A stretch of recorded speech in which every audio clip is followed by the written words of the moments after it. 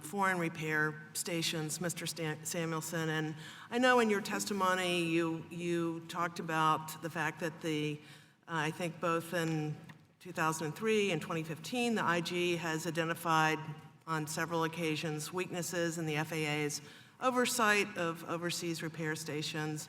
The FAA Reauthorization Act of 2012 and 2016 addresses repair station oversights. We're talking about issues of drug testing, pre-employment background checks, and security screening.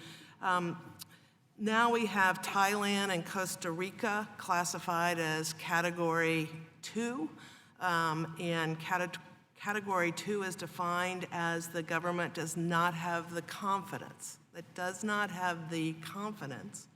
to meet safety standards.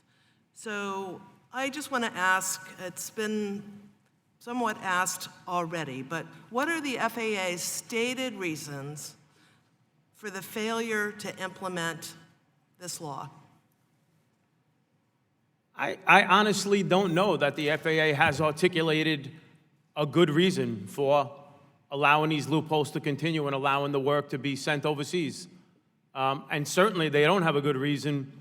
There is no reason for them to continue to allow U.S. flagged carriers to do work in the countries that you mentioned that have been downgraded.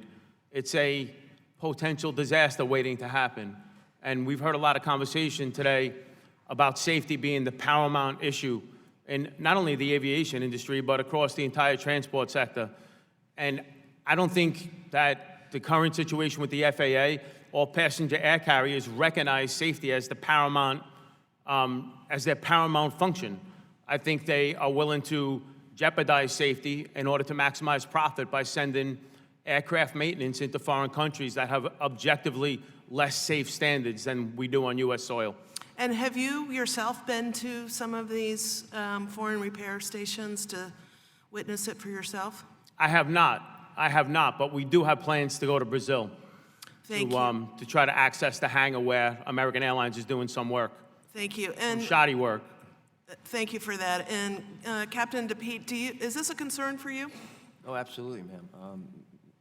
Madam Chairman, over my entire career, it's pretty clear whenever we've had an aircraft come back from a foreign maintenance station, we're always taking a good look, and we ourselves have found instances in all our carriers where that can occasionally happen. It depends on the carriers. Some of the countries where we have these foreign maintenance stations are decent players, and others aren't.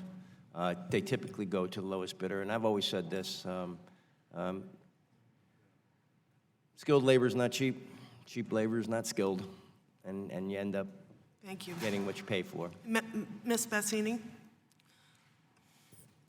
Do you have concerns about these foreign repair stations? Of course we do. In fact, we definitely have supported the TWU in their quest not to offshore American jobs. We think it's very, very important to keep those jobs not only on our soil, but for the reasons that John Samuelson outlined.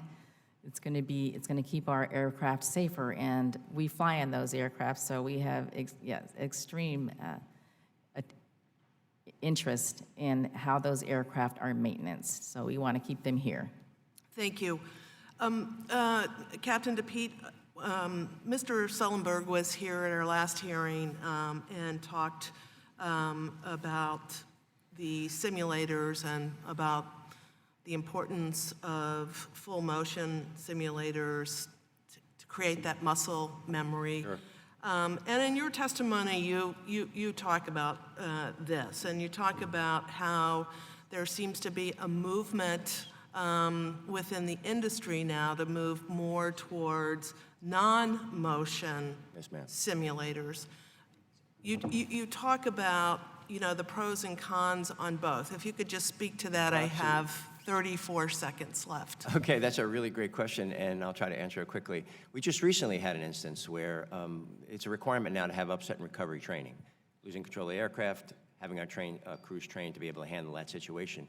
And there were some airlines that were looking at doing this in a non-full motion simulator, and you just simply wouldn't get the same effect in terms of the training. So yes, it's really important. And simulators are great. They can do certain things, and they can not do others. They